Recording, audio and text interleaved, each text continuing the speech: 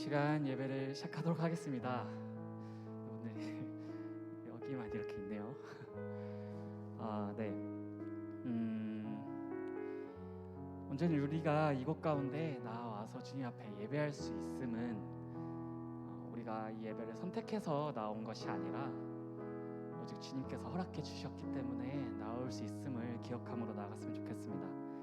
우리가 물론 아침에 일어나서 오늘 교회 가야지 이러고 생각을 하고 나왔을 수 있겠지만 그 모든 것들을 이루시고 우리를 이곳 가운데 인도하신 분은 오직 하나님이시라는 것을 우리가 기억을 하다 보면 이런 생각까지 할 수 있을 것 같아요. 주님, 오늘 저를 왜 이곳 가운데 오게 하셨습니까?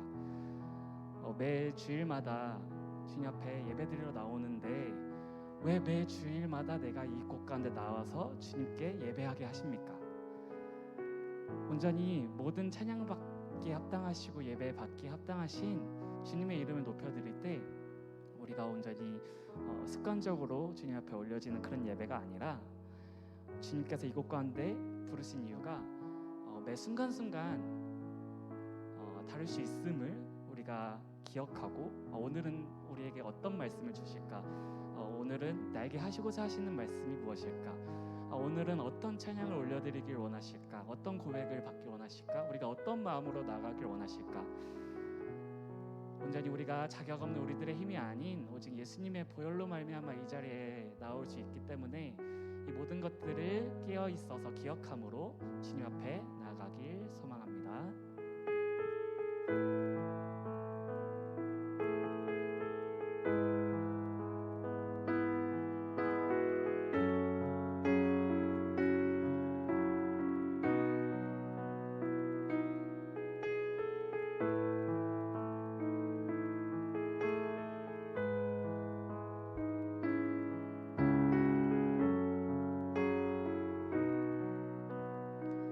주의 보좌로 나아갈 때에 주의 보좌로 나아가 어떻게 나가야 할까? 어떻게 나가야 할까? 나를 구원한 주의 십자가, 나를 구원한 주의 십자가, 그것을 믿으며 가네. 주의 보좌로, 주의 보좌로 나아가. 나 여전히 부족하나. 나를 품으신 주의 그 사랑, 그것을 믿으며 가네. 자격 없는 내 힘이 아닌 오직 예수님의 보혈로, 자격 없는 내 힘이 아닌 오직 예수님의 보혈로.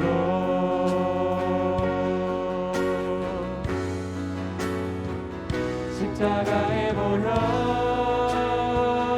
완전하신 사랑 힘입어 나아갑니다. 십자가의 보혈, 완전하신 사랑 힘입어 예배합니다. 주의 보좌로 나아갈 때에, 주의 보좌로 나아갈 때에 어떻게 나가야 할까? 나를 구원한 주의 십자가, 그것을 믿으며 가네. 주의 보좌로 나아갈 때에, 주의 보좌로 나아갈 때에 나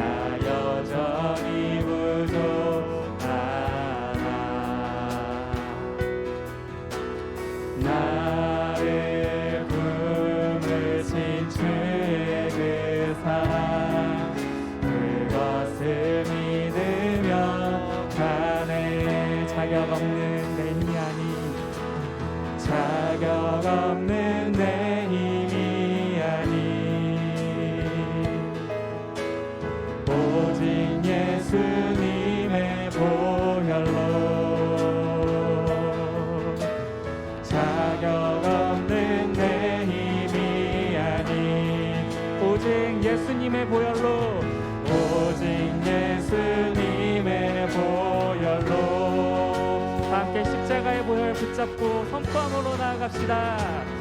십자가의 보혈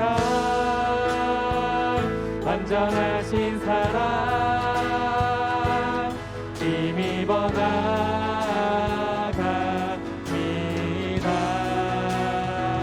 십자가의 보혈 완전하신 사랑 힘입어 예배합니다. 십자가의 보혈 십자가의 보혈 완전하신 사랑 힘입어 나갑니다.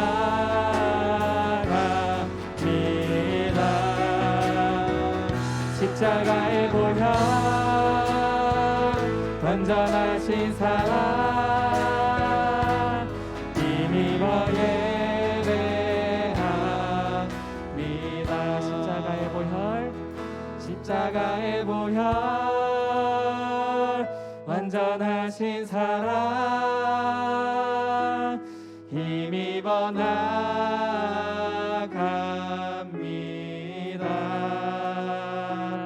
십자가의 보혈 완전하신 사랑 힘입어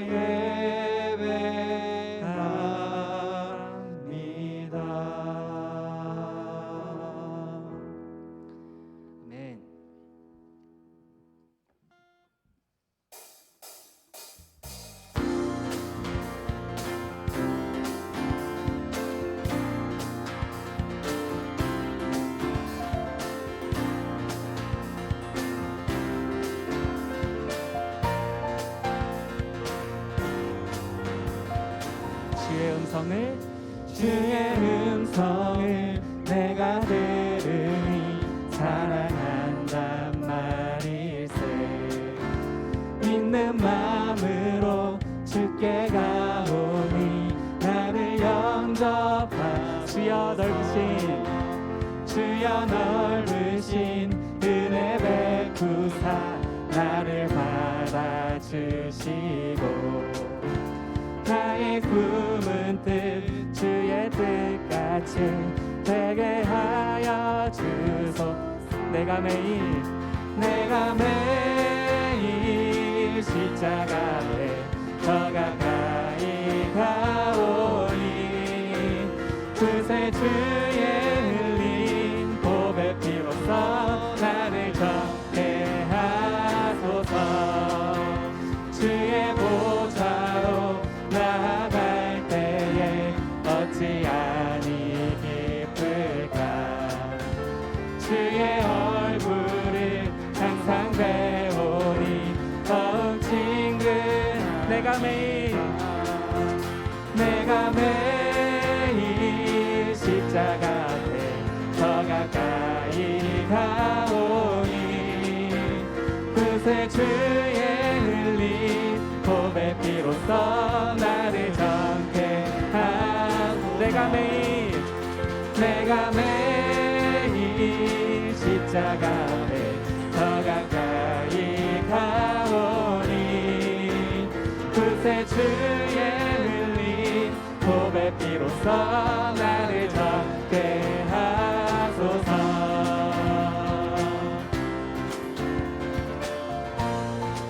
다같이 우리 구주의 넓은 사랑을 증량할 자 없음. 아멘. 주가 주시는 참된 기쁨로 헤아릴 수. 내가 매일 십자가 앞에 십자가 앞에 더 가까이 가오니 그새 주의 흘린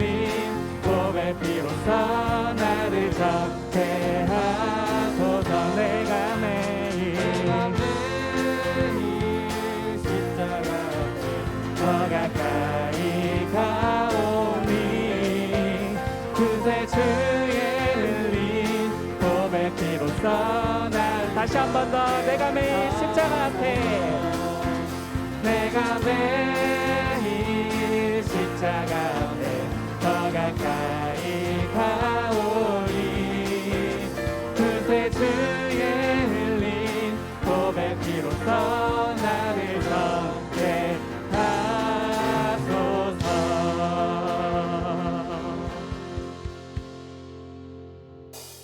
기뻐하며 함께 노래 부르리 소리 높여 할렐루야 기뻐하며 함께 기뻐하며 함께 노래 부르리 소리 높여 할렐루야 주님 앞에 주님 앞에 나와 찬양 드리며 우리 주님과 함께 기뻐하리라 나의 창조자 나의 창조자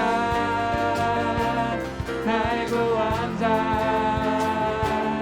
가장 귀한 나의 예수님 찬양합니다 나의 치료자 나의 선한 목자 되신 주 예수 나의 주 찬양 다시 처음부터 기뻐하며 함께 기뻐하며 함께 노래 부르리 소리 높여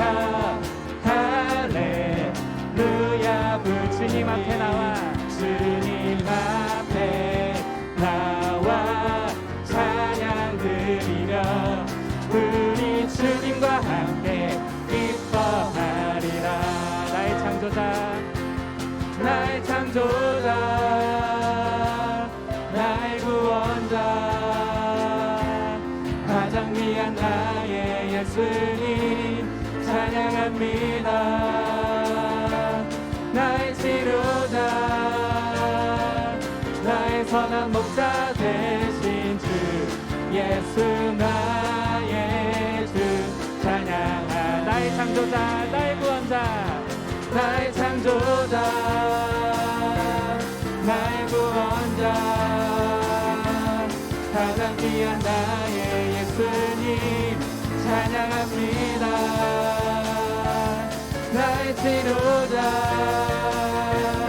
나의 선한 목자 되신 주 예수 나의 예수 나의 주 예수 나의 주 예수 나의 주 찬양하리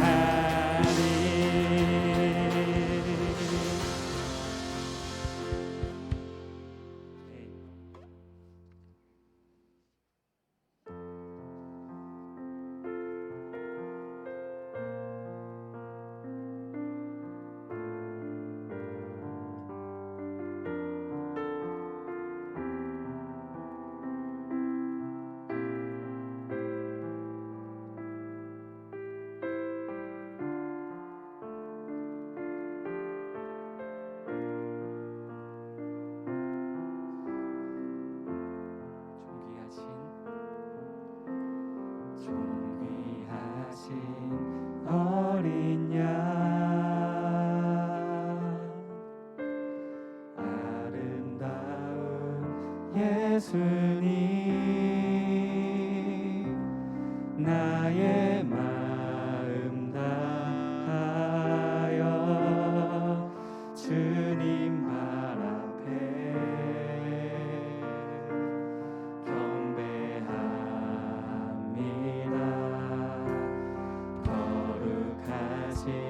주 보여 나를 구한 그 사랑 모든 만물 찬양해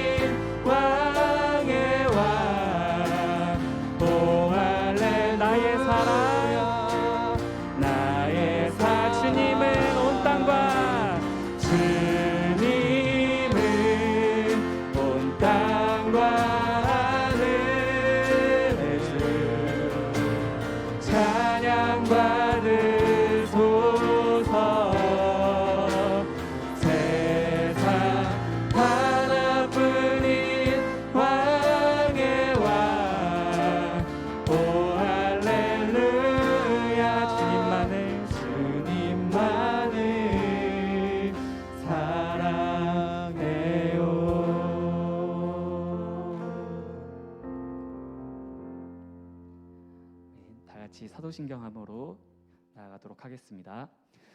전능하사 천지를 만드신 하나님 아버지를 내가 믿사오며 그 외아들 우리 주 예수 그리스도를 믿사오니 이는 성령으로 잉태하사 동정녀 마리아에게 나시고 본디오 빌라도에게 고난을 받으사 십자가에 못 박혀 죽으시고 장사한 지 사흘 만에 죽은 자 가운데서 다시 살아나시며 하늘에 오르사 전능하신 하나님 우편에 앉아 계시다가 저리로서 산자와 죽은 자를 심판하러 오시리라. 성령을 믿사오며 거룩한 공회와 성도가 서로 교통하는 것과 죄를 사하여 주시는 것과 몸이 다시 사는 것과 영원히 사는 것을 믿사옵나이다. 아멘. 구본욱 청년 나오셔서 대표 기도해 주시겠습니다.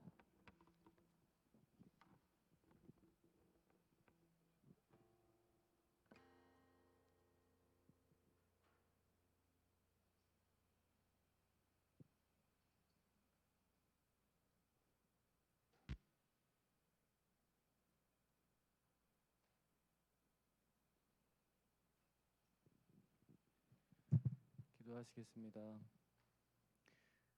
하나님 아버지 감사합니다. 오늘도 이렇게 주님의 성전에 나와 찬양과 예배드리게 해주심에 감사드립니다. 지금 현재 코로나가 더 심각해지고 있습니다. 주님께서 보호해 주셔서 저의 건강을 보호해 주시고 안전하게 주님 앞에 예배드릴 수 있도록 환경 허락하여 주시옵소서. 감사드리며 예수님의 이름으로 기도드렸습니다. 아멘.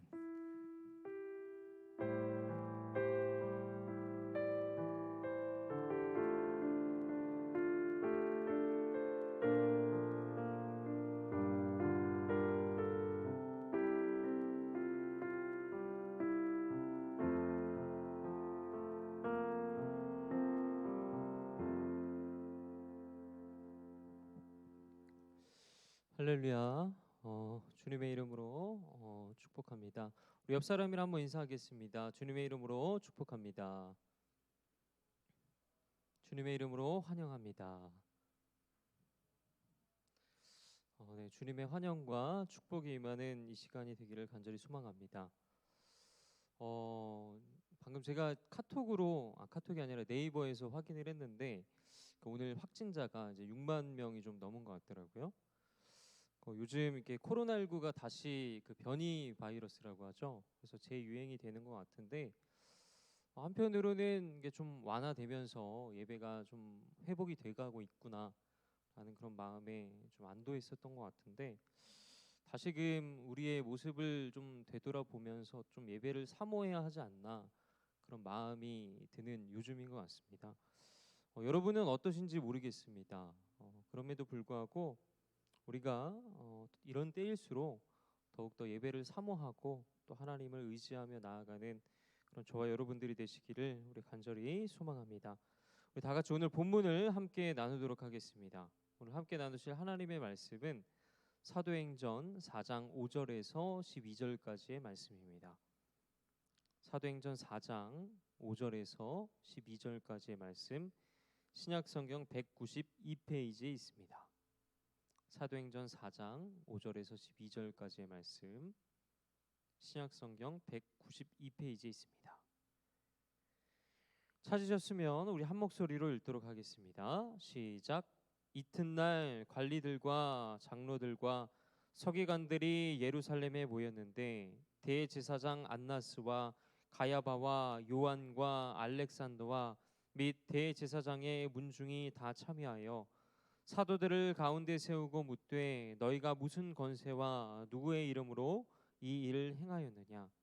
이에 베드로가 성령이 충만하여 이르되 백성의 관리들아 장로들아 만일 병자에게 행한 착한 일에 대하여 이 사람이 어떻게 구원을 받았느냐고 오늘 우리에게 질문한다면 너희와 모든 이스라엘 백성들은 알라. 너희가 십자가에 못 박고 하나님이 죽은 자 가운데서 살리신 나사렛 예수 그리스도의 이름으로 이 사람이 건강하게 되어 너희 앞에 섰느니라. 이 예수는 너희 건축자들의 버린 돌로서 집 모퉁이의 머릿돌이 되었느니라. 다른 이로서는 구원을 받을 수 없나니 천하 사람 중에 구원을 받을 만한 다른 이름을 우리에게 주신 일이 없음이라 하였더라. 아멘. 자, 이 시간에는 영적 권세를 가진 자라는 제목으로 말씀을 함께 나누고자 합니다. 오래전 한 미국인이 프랑스 여행을 갔다가 시골 가게에서 어떤 목걸이 하나를 발견하게 됩니다. 이 목걸이가 특이한 탓에 그는 흥미롭게 이것을 살펴보았고 결국 그 목걸이를 사들이게 되었는데 가격도 생각보다 저렴해서 상당히 그로서는 만족스러웠습니다. 그렇게 이제 며칠 후에 다시 미국으로 돌아가려고 공항에 도착을 했는데 그 세관에서 그 목걸이에 아주 큰 세금을 부과하는 것이었습니다. 당황한 탓에 아니 이 목걸이는 비싸지도 않은데 왜 그렇게 높은 세금을 매기십니까? 이렇게 질문을 했더니 이 세관은 이 물건은 아주 고가의 물건이기 때문에 정당한 세금을 지불해야 한다는 것이었습니다. 하는 수 없이 그 세금을 다 지불하고 집으로 돌아온 그는 곧장 이제 보석상으로 달려가서 그 목걸이의 값어치에 대해 물었습니다. 확대경을 가지고 한참 동안 목걸이를 살피던 그 감정사는 깜짝 놀라고 말았습니다. 거기에는 이런 사인이 새겨져 있었습니다. 조세핀에게 보나파르트 나폴레옹. 알고 보니까 그 목걸이는 한때 이 세계를 지배했었던 그 프랑스의 황제였던 나폴레옹이 그의 아내였던 조세핀에게 보낸 목걸이였던 것이었습니다. 그러니 세관에서 그렇게 세금을 매긴 것도 사실 전혀 이상한 일이 아니었던 것이었습니다. 사랑하는 여러분, 이처럼 작은 물건 하나도 그것이 어떤 사람의 것이냐에 따라 그 가치가 달라지듯이 그 목걸이 또한 나폴레옹의 사인으로 인해서 엄청난 값어치를 지니게 된 것입니다. 그런데 우리 안에도 이것처럼 엄청난 값어치가 되는 사인이 있다는 것입니다. 그것은 바로 하나님의 사인입니다. 창세기 1장 27절에는 이런 말씀이 있습니다. 하나님이 자기 형상 곧 하나님의 형상대로 사람을 창조하시되 남자와 여자를 창조하시고. 아멘. 그것은 바로 하나님의 형상입니다. 하나님의 형상으로서의 인간은 모든 다른 피조물로부터 구별되며 또 제일 높은 위치에 서게 됩니다. 그래서 옛날 철학자들은 이러한 진리를 몰랐음에도 불구하고 하나님의 형상이 인간에게 만물의 영장이라는 그런 명칭을 만들어주기도 했습니다. 이 하나님의 형상이라는 말은 여러 가지 많은 개념들을 함축하고 있는데 그 중에서도 가장 중요한 것은 하나님께서 우리를 만들 때 주신 신성입니다. 곧 하나님의 성품인 것입니다. 물론 아담의 범죄 때문에 그 신적인 속성이 부분적으로 훼손되기는 했지만 여전히 우리에게는 그 신적 속성이 남아 있고 또 궁극적으로 그 신적 속성이 다시 충만하게 되는 것을 우리는 구원이라고 말합니다. 또한 하나님은 우리에게 신성과 함께 또 만물을 지배하고 또 다스리는 능력인 영적인 권세를 허락하셨습니다. 그래서 여러분, 우리 인간은 보통 존재가 아니라는 것입니다.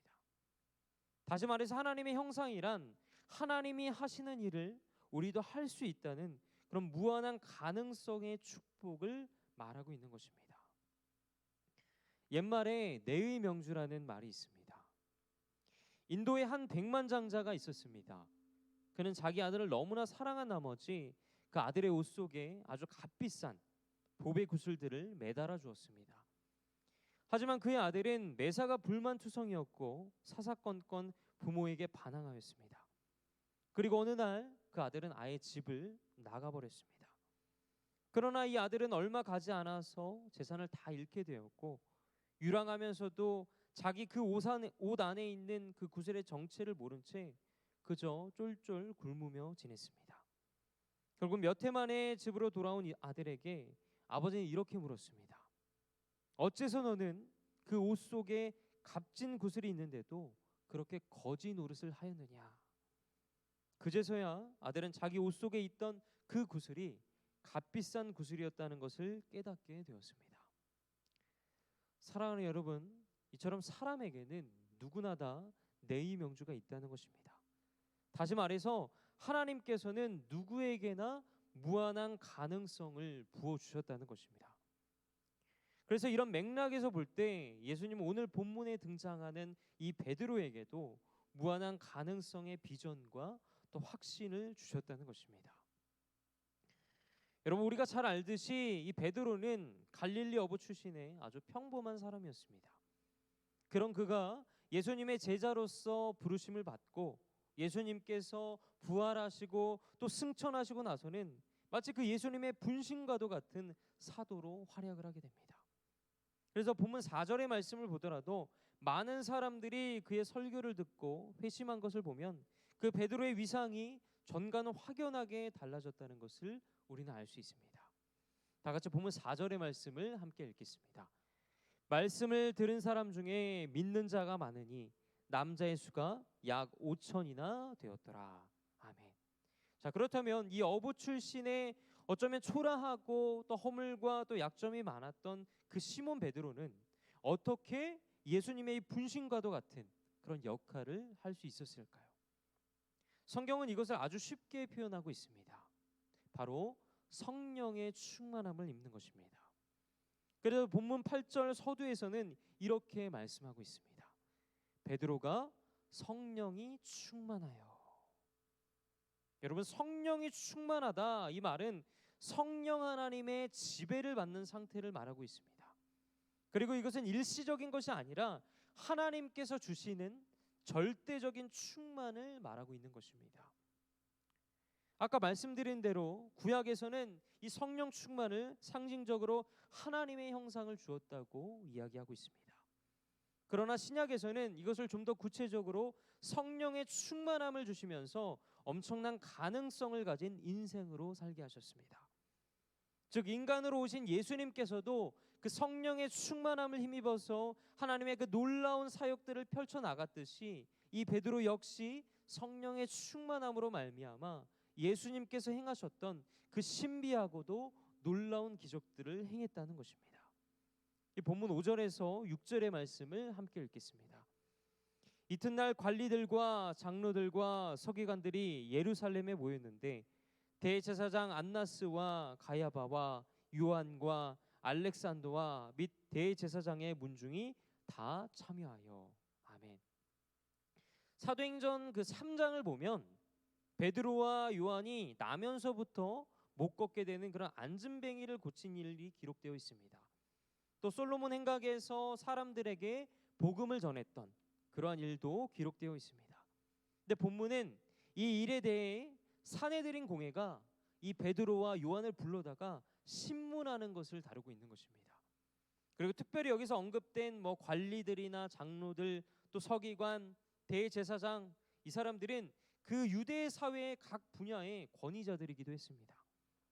이처럼 어쩌면 유대 사회를 대표하는 인물들이 모인 유대 최고 사법기관인 그 산헤드린 공회가 이 베드로와 요한을 신문하기 위해 이렇게 모였다는 것은 사실 그 사실 하나만으로도 이 베드로를 중심으로 당시 사도들이 유대 종교계와 또 사회에 얼마나 큰 영향을 주었는지를 우리에게 보여주고 있습니다.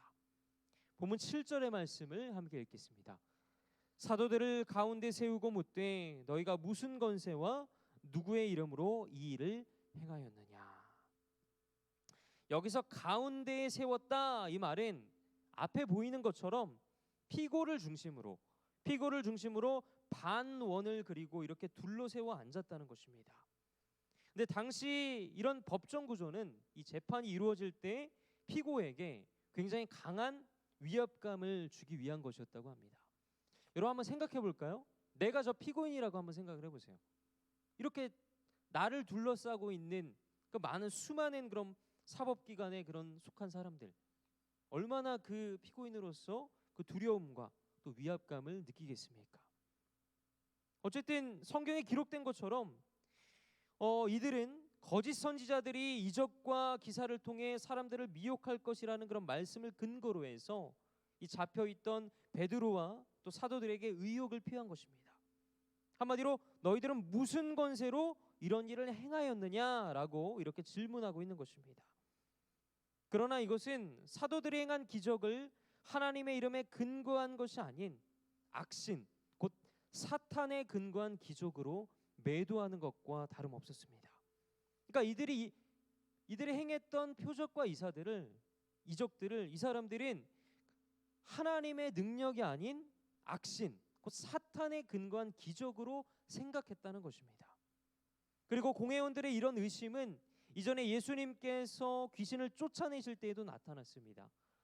당시에도 그들은 예수님께서 바알세불의 힘을 힘입어서 기적을 일으켰다고 매도했었습니다. 그러나 한편으로는 사도들에게 이러한 질문을 던진 것은 이미 사도들이 하나님께서 주신 그 엄청난 권세와 능력을 사용하고 있었다는 것을 인정하는 것과 다름없는 것이었습니다. 왜 그렇습니까? 바로 성령의 충만함을 입고 있었기 때문입니다. 이처럼 성령으로 충만할 때 그 사람에게는 놀라운 영적인 권세가 생긴다는 것입니다. 그래서 사도행전의 저자인 이 누가는 사도행전에서 이 성령이라는 단어를 무려 30번이나 언급하고 있습니다. 특별히 성령 충만하다, 이것은 11번 이상을 거듭해서 강조하고 있는 것을 우리는 볼 수 있습니다. 이처럼 우리가 아무리 연약하고 또 초라해도 성령의 충만함을 힘입게 되면 그 예수님이 행하신 놀라운 일들을 이렇게 행하게 된다는 것입니다. 그래서 사도행전을 자세히 살펴보면 이 새 영을 받은 사람들은 신비롭고 놀라운 일들을 이루는 것을 볼 수 있습니다. 그리고 이것은 사도들뿐만 아니라 성도들, 그리고 온 교회와 심지어 이방 교회들까지 성령 충만함을 받음으로 놀라운 권세를 행했다는 것입니다. 여러분, 하나님께서는 우리 인간을 만드실 때 비록 흙덩이를 가지고 만드셨지만 그 속에 큰 영적인 권세를 부여하셨다는 것입니다. 그리고 예수님께서 이 땅 가운데 오심으로 우리에게 그 영적인 권세를 부어주시고 회복시켜 주셨습니다. 이처럼 우리도 성령의 충만함을 입을 때 영적인 권세를 행사하는 그런 삶을 살아갈 수 있는 것입니다. 자, 그렇다면 우리가 성령 충만하면 구체적으로 우리는 어떠한 삶을 살아갈 수 있습니까? 첫째로는 예수로 충만한 삶을 살아가게 됩니다. 이 성경에서는 성령님이 예수님과 직접적인 관계를 맺고 있다는 것을 많은 부분에서 언급하고 있습니다. 특별히 사도행전에서는 이 성령님을 예수의 영이라고 기록하고 있습니다. 또 로마서에서는 이 성령님을 그리스도의 영이라고 표현하면서 이 성령이 없으면 그리스도의 사람이 아니다라고 말씀하고 있습니다. 또 갈라디아서에서는 이 성령님을 아들의 영이라고 표현함으로써 그 예수님과의 관계성을 다시 한번 드러내고 있습니다. 이외에도 성경의 많은 곳에서는 이 성령님과 또 예수님이 직접적인 관계를 맺고 있다는 것을 증언하고 있습니다. 이처럼 성령님은 우리의 속을 예수님으로 가득 차게 만듭니다. 그래서 이 베드로는 이 성령 충만함을 받은 후에 온통 예수님 얘기만 하는 것입니다. 사실 이 사복음서에서 베드로가 했던 이야기들을 살펴보면 그는 남보다는 사실 자신을 강조하는 말을 좋아했습니다. 그러나 성령의 충만함을 받은 후에는 시종일관 예수님 이야기뿐이라는 것입니다. 그래서 본문 8절에서 10절 말씀에서는 이렇게 기록하고 있습니다. 이에 베드로가 성령이 충만하여 이르되 백성의 관리들과 장로들아, 만일 병자에게 행한 착한 일에 대하여 이 사람이 어떻게 구원을 받았느냐고 오늘 우리에게 질문한다면 너희와 모든 이스라엘 백성들은 알라. 너희가 십자가에 못 박고 하나님이 죽은 자 가운데서 살리신 나사렛 예수 그리스도의 이름으로 이 사람이 건강하게 되어 너희 앞에 섰느니라. 아멘. 베드로는 그 안전뱅이가 기적적으로 일어나게 된 것은 오직 예수 그리스도의 이름의 권세 때문이라고 이렇게 말하고 있습니다. 사실 베드로는 예수님의 제자로서 부르심을 받았을 때도 그 혈기를 참지 못한다거나 아니면 예수님을 3번이나 부인함으로써 자주 그 신앙이 흔들리는 모습을 보여줬습니다. 그러나 성령 충만하여 그 마음이 예수님으로 가득 채워지니까, 그 삶이 예수님으로 가득 채워지니까 흔들리지 않는 굳건한 믿음을 갖게 된 것입니다. 견고한 믿음의 사람이 된 것입니다. 이처럼 성령 충만의 최고의 열매는 곧 예수로 충만한 삶을 사는 것입니다. 그러므로 기억하시기 바랍니다. 이 성령 충만이라는 것은 어떠한 신비한 은사를 체험하고 또 환상을 우리가 보는 것이 아니라 내 마음 속에 그리고 내 생각 속에 가치관이 달라지는 것을 말합니다. 내 기준이 나에게서 예수님으로 옮겨지는 것을 말합니다. 오직 예수 그리스도와 그 하나님 나라의 영광을 기대하고 또 소망하는 삶을 사는 것입니다. 사랑하는 여러분, 요즘 우리의 주변을 살펴보면 이 변이 바이러스로 인해서 코로나19가 다시금 재유행되는 그런 안타까운 상황들을 우리가 보내고 있습니다. 그렇다 보니 이 문제는 사회적으로도 계속해서 큰 이슈들이 되고 있습니다. 그러나 우리는 이런 때일수록 더 우리의 삶을 예수님으로 가득 채워야만 합니다. 연약한 베드로도 예수 그리스도로 가득 채워졌을 때 그 성령 충만함을 입고 굳건한 믿음을 소유하게 된 것처럼 이럴 때일수록 우리도 더욱더 예수 그리스도를 의지하는 삶을 살아가야 한다는 것입니다. 그럴 때 우리의 삶 가운데 성령 충만함으로 하나님께서 우리와 늘 동행하여 주실 것입니다. 둘째로는 능력이 충만한 삶을 살게 됩니다. 여러분, 성령님은 힘의 영이십니다. 그리고 능력의 영이기도 하십니다. 그렇게 능력과 힘이 흘러넘치기 때문에 우리는 표현을 할 때 권능이라는 단어를 사용합니다. 하나님께서 우주를 창조하실 때 그 성령님께서 이 우주를 질서정연하게 움직이도록 하셨습니다. 그 혼돈과 그 무질서의 상태에서 벗어나 질서의 상태가 되도록 만드셨습니다. 또한 성령님은 그 진흙덩이였던 인간에게 생기를 불어넣으심으로 만물의 영장이 되게 하셨습니다. 그래서 성령의 능력으로 창조된 사람만이 오직 이 우주 만물을 다스리는 영적인 권세를 지닌 자가 된 것입니다. 성경에는 그 예가 무수히 많이 나옵니다. 예를 들어서 성령님은 그 나이가 100세가 되도록 아이를 갖지 못하는 그 아브라함과 사라에게 나타나셔서 능력을 주심으로 말미암아 기적적으로 아들 이삭을 낳게 하셨습니다. 또 인생의 패배자와 같은 그 생으로 마치 40년 동안 그 미디안 목장에서 숨어있던 그 모세에게 불의 영으로 찾아오셔서 권능을 주심으로 말미암아 이스라엘 민족을 해방시키고 또 애굽의 군대를 이기게 하는 그런 선지자로서 만드셨습니다. 또 어린 소년이었던 다윗에게는 그 블레셋 장군 골리앗을 물리칠 수 있는 지혜와 또 능력을 허락하셨습니다. 심지어 성령님은 그 사울의 정신병까지도 순화시키는 그런 신비한 힘을 발휘하셨습니다. 사랑하는 여러분, 저와 여러분들에게도 이런 능력의 영이 함께 하시기를 소망합니다. 이것은요, 불가능을 가능케 하시는 하나님의 권능의 영입니다. 사실 우리는 초라한 존재입니다. 그래서 세상에 나가보면 나보다 더 좋은 학벌과 그리고 배경을 가진 사람들이 너무나도 많이 있습니다. 그러나 우리에게는 그보다 더 놀라운 배경이 있다는 사실을 기억하시기 바랍니다. 그들이 갖지 못한 엄청난 능력이 있다는 것입니다. 그것은 바로 하나님께서 주신 영적인 권세입니다. 이처럼 우리가 성령 충만한 권능을 입게 되면 어떤 고난과 시련도 이기게 되고 심지어 말의 권세도 가지게 된다는 것입니다. 성경을 보면 이 베드로는 성령 충만함을 받고 말의 권세 또한 갖게 되었습니다. 사실 이 베드로는 성령 충만함을 받기 전에는 예수님을 3번이나 부인할 만큼 연약한 사람이었습니다. 그러나 그가 성령 충만함으로 그 예수님의 영적인 권세를 가지게 되니까 예수님의 이름으로 40년 된 그 안진뱅이를 일으켜 세웁니다. 그리고 많은 표적과 기사들을 행합니다. 그리고 3,000명, 5,000명이나 되는 그 믿지 않는 영혼들이 회심함으로 주님 앞으로 나오게 됩니다.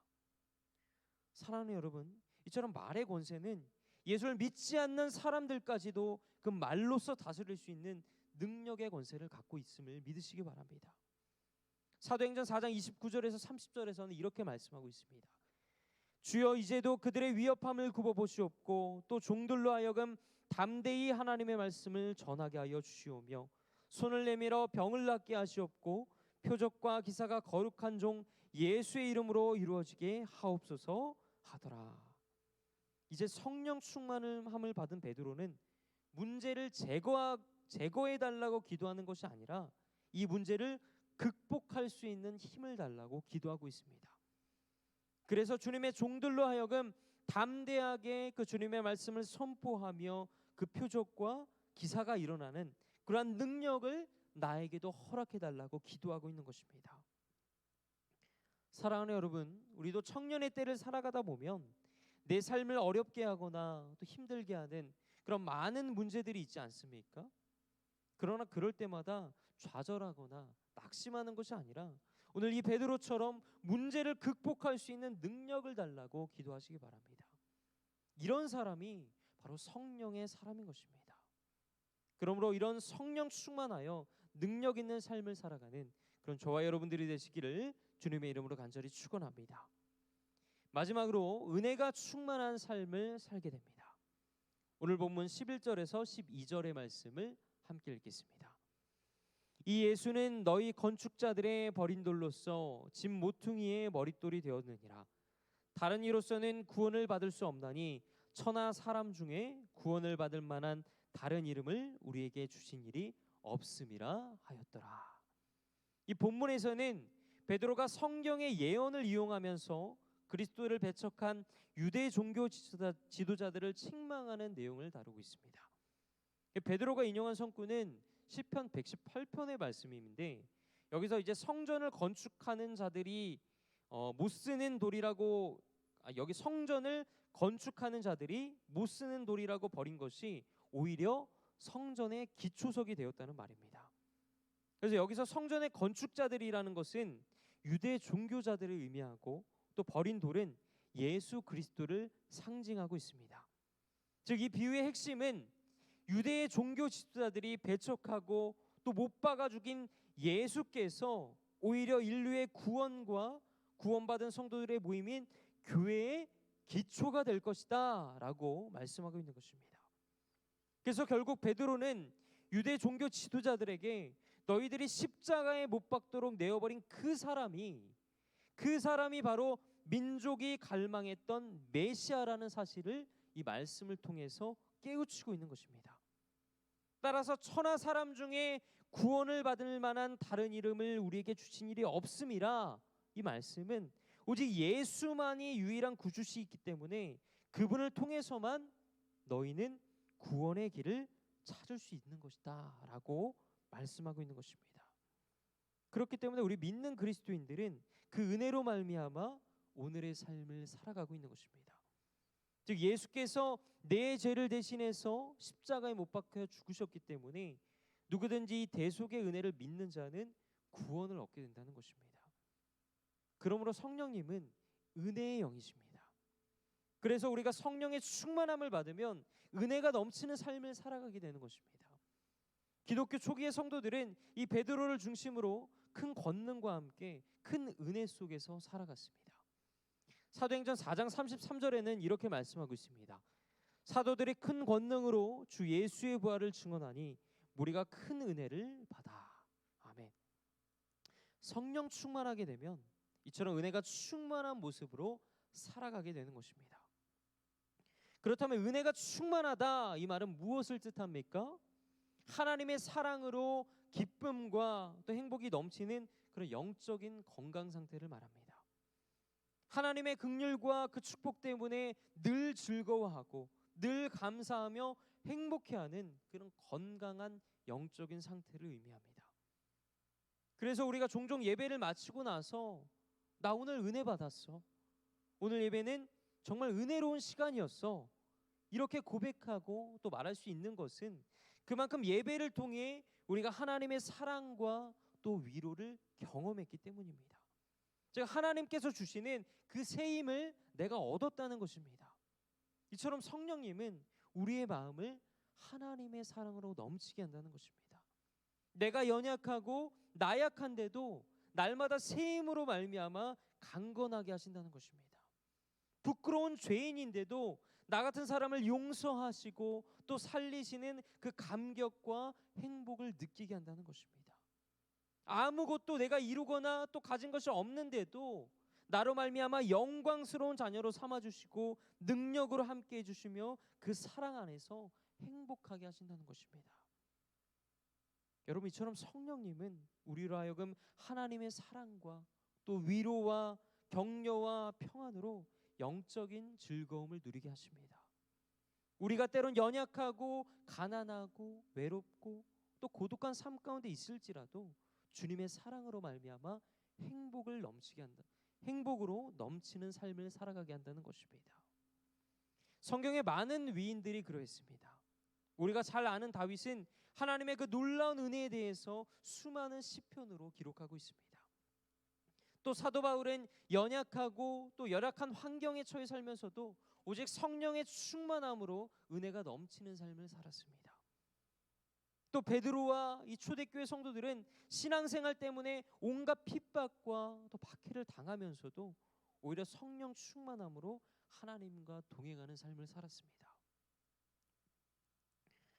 사랑하는 상기제일교회 청년 여러분, 여러분에게도 이러한 하나님의 은혜가 머물고 있습니까? 나 같은 죄인 살려주신 그 구원의 은혜와 감격과 희열이 있으십니까? 나같이 보잘것없는 자를 사랑하시며 또 사용하시는 그 축복의 기쁨과 행복이 있으십니까? 여러분, 성령님은요, 우리에게 역동적인 행복을 안겨주시는 분이십니다. 그래서 요한복음에서도 기록하기를 우리가 성령을 받을 때 생수의 강이 흘러나올 것이다 라고 말씀하고 있습니다. 바라기는 오늘 우리 모두에게 이러한 은혜가 충만하시기를 간절히 축원합니다.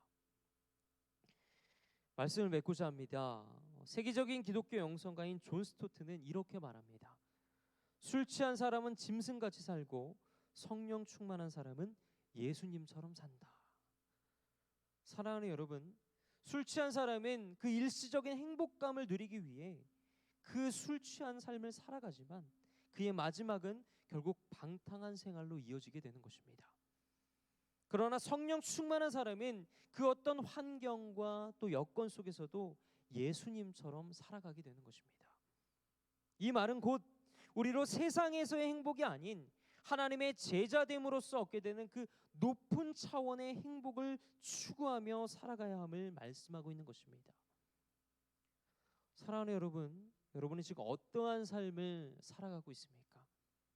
그리고 무엇을 바라보며 살아가고 있습니까?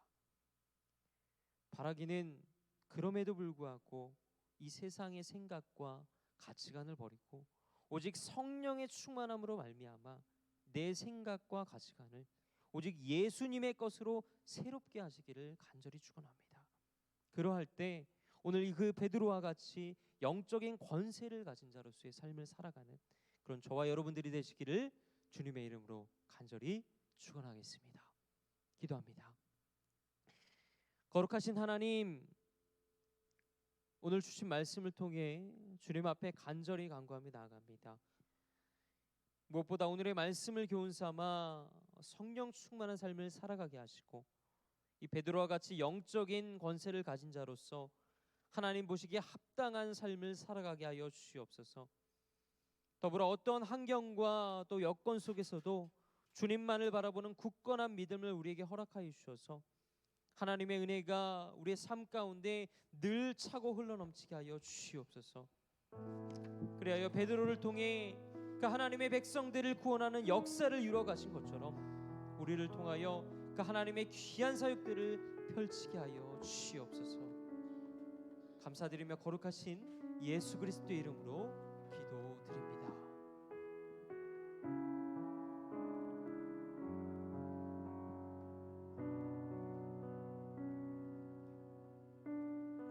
하늘의 문을 여소서. 하늘의 문을 여소서. 이곳을 주목하소서. 주를 향한 노래가 꺼지지 않으니 하늘을 열고 보소서. 이곳에 임재하소서. 주님을 기다립니다. 기도의 향기가 하늘에 닿으니 주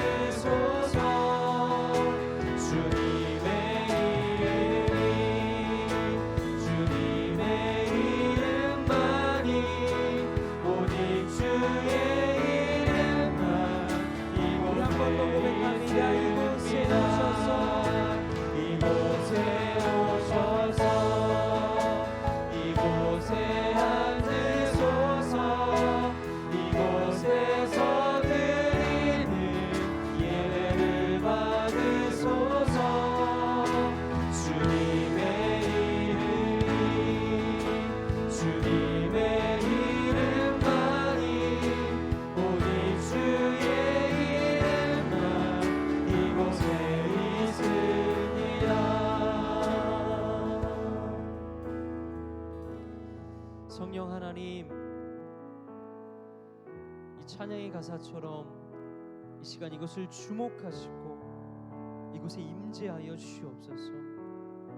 우리가 주님을 기다립니다.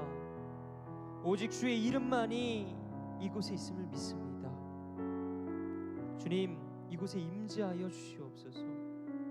우리의 예배를 받아 주시옵소서. 사랑하는 여러분, 이 혼탁한 시대를 살아가고 있는 그 청년의 때 우리에게 주어진 문제는 무엇입니까? 그 결핍의 상황은 무엇입니까? 그럼에도 불구하고 우리의 모든 환경을 초월하시는 성령 하나님께서 우리와 함께 하시는 줄 믿사오니 그 어떠한 환경과 여건 속에서도 오직 주님만을 바라보는 굳건한 믿음을 우리에게 허락하여 주시옵소서.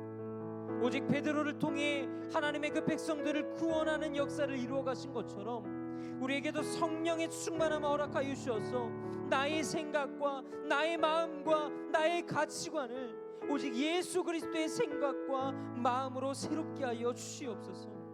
영적인 권세를 우리에게 허락하여 주시옵소서. 여러분, 이 시간 우리가 주님 앞에 간절히 기도하며 나아갈 때 우리의 모든 생각을 내려놓고 오직 예수로, 오직 성령으로 말미암아 살아가는 우리가 되게 해달라고, 그러한 우리의 삶이 되게 해달라고 이 시간 주여 한번 부르짖고 주님 앞에 간절히 기도하며 나아가겠습니다. 주여, 거룩하신 하나님, 이 시간 주님 앞에 우리가 간절히 기도하며 나아갑니다. 무엇보다 아버지 청년의 때를 살아가는 가운데 아버지 우리에게 주어진 문제는 무엇입니까? 우리의 상황은 어떻습니까? 그러나 우리의 모든 환경과 상황은 어떠함에도 불구하고 이 모든 것들을 초월하시는 성령 하나님께서 우리와 늘 동행하시는 줄 믿사오니 그 어떠한 환경과 여건 속에서도 오직 주님의 그 능력만을 바라보며 살아가는 우리의 삶이 될 수 있도록 주님 역사하여 주시옵소서. 성령 충만하게 되는 것 통하여 하나님의 그 사역들을 채워가신 것처럼 아버지 우리에게도 늘 성령의 충만함 허락하여 주셔서 나의 생각과 나의 마음과 나의 가치관을 다 내려놓고 오직 예수 그리스도로 충만한 삶을 살아갈 수 있는 저희들이 될 수 있도록 주님 붙들어 주시옵소서. 나의 생각을 오직 예수의 생각으로 아버지 바꿀 수 있는, 새롭게 할 수 있는 그런 역사하시는 지금 이 시간 경험하게 하여 주옵소서. 우리 하나님과 영적인 권세를 우리에게 허락하여 주셔서 늘 주님과 동행하는 삶을 살아가게 하여 주옵소서. 주님, 이 시간 모든 것들을 내려놓습니다. 나의 강박함과 나의 언약함과 나의 연약함과 나의 모든 아버지 죄악들을 다 내려놓사오니 주님, 우리의 기도를 받아 주시옵시고 우리 아버지의 삶 가운데 늘 동행하여 주셔서 우리의 삶이 예배가 되게 하시고 우리의 삶을 통해 성령 하나님의 그 역사하심을 드러낼 수 있는 그런 귀한 사역들이 아버지 일어나갈 수 있도록 주님 우리와 늘 동행하여 주시옵소서. 우리의 삶 가운데 늘 함께 하시고 우리와 늘 동행하여 주시옵소서. 그 성령 하나님의 능력으로 말미암아 살아가게 하여 주시옵소서. 시간에 한 가지 더 기도하기 원합니다. 무엇보다 이 청년들이 하나님의 그 말씀 안에 거하며 살아가는 가운데 세상과 구별된 존재로서 살아갈 수 있도록 함께 기도하기 원합니다. 또한 청년부의 예배 회복과 또 다가올 여름 수련회를 위해서 특별히 코로나19가 재확산되고 있는데 이러한 상황 속에서도 주님께서 그 모든 행사를 주장하시고 아무런 지장 없이 모든 위기가 지나갈 수 있도록 우리를 지켜달라고 함께 기도하기 원합니다. 또 마지막으로 청년부 지체들 가운데 아픔 가운데 있는 청년들이 있습니다. 주님께서 그들 가운데 육신의 건강과 마음의 평안을 허락해달라고, 그리하여서 그 가운데 회복의 역사를 경험하게 해달라고 이 시간 이 기도 제목들을 가지고 주여 한번 부르고 우리 주님 앞에 간절히 기도하며 나아가겠습니다. 주여, 거룩하신 하나님, 청년의 때 하나님을 의지하는 것이 얼마나 중요한 것인지를 깨닫는 믿음 허락하여 주시옵시고 늘 세상과 구별된 존재로서 살아갈 수 있도록 주님 붙들어 주시옵소서. 아버지, 저들이 고민하고 있는 아버지 여러 가지 어려움과 문제들이 있으니까 주님께서 그 모든 사정을 하시는 줄 믿사오니 그런 모든 일과 계획들이 주님 안에서 성취될 수 있는 놀라운 은혜 또 허락하여 주셔서 아버지 살아가는 가운데 좌로나 우로나 치우치지 아니하고 아버지 영적인 분별력을 갖고 늘 주님 앞에 믿음으로 담비 살아갈 수 있는 청년들이 될 수 있도록 주님 붙들어 주시옵소서.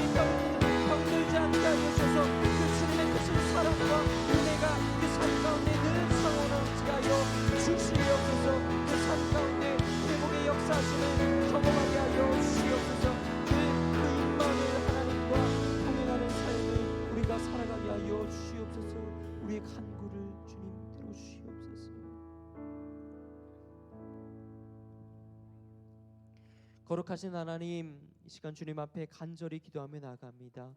무엇보다 오늘의 말씀을 우리가 교훈 삼아 늘 살아가는 가운데 성령 충만함으로 나의 생각과 나의 마음과 나의 가치관을 다 내려놓고 오직 예수 그리스도의 생각과 마음과 가치관으로 새롭게 하여 주시옵소서. 그리하여서 영적인 권세를 우리에게 허락하여 주셔서 이 베드로와 같이 늘 주님과 동행하며 살아갈 수 있는 우리의 삶이 될 수 있도록 주님 역사하여 주시옵소서. 우리의 기도를 들어주실 줄 믿사오며 거룩하신 예수 그리스도 이름으로 기도드립니다. 아멘. 시간에는 우리 다 같이 찬송가 270장을 부르시면서 준비하신 헌금 드리도록 하겠습니다.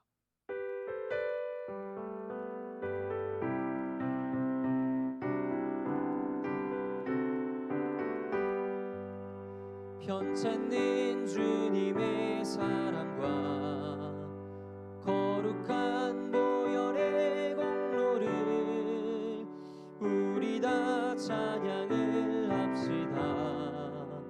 주님을 만나볼 때까지 예수는 우리를 깨끗게 하시는 주시니 그의 피 우리를 눈보다 더 이게 하셨네. 우리를 깨끗게 한 피는 무궁한 생명의 물일세. 생명의 구원을 받은 자 하나님 찬양을 합시다. 예수는 우리를 깨끗게 하시는 주시니 그의 피 우리를 더이게 하셨네. 기도하겠습니다. 주님, 이 시간 주님 앞에 귀한 헌금을 드리며 나아갑니다. 저희들의 정성을 기쁘게 받으시고 저희들로 하여금 범사에 감사하는 믿음을 허락하여 주시옵소서. 또한 이 헌금이 쓰이는 곳곳마다 하나님의 영광만을 드러나게 하시고 오늘의 말씀을 교훈 삼아 성령 충만함으로 말미암아 영적인 권세를 가진 자로서의 삶을 살아가는 우리 모두가 되게 하여 주시옵소서. 감사드리며 거룩하신 예수 그리스도 이름으로 기도드립니다. 아멘. 이제는 우리 주 예수 그리스도의 은혜와 아버지 하나님의 사랑하심과 성령 하나님의 교통하심이 성령 충만함으로 말미암아 나의 생각과 나의 마음과 나의 가치관을 모두 내려놓고 오직 예수의 것으로 새롭게 하기를 간절히 소망하는 사랑하는 상기제일교회 모든 청년들의 머리 위에 이제로부터 영원토록 함께 하시기를 간절히 축원하옵나이다. 아멘.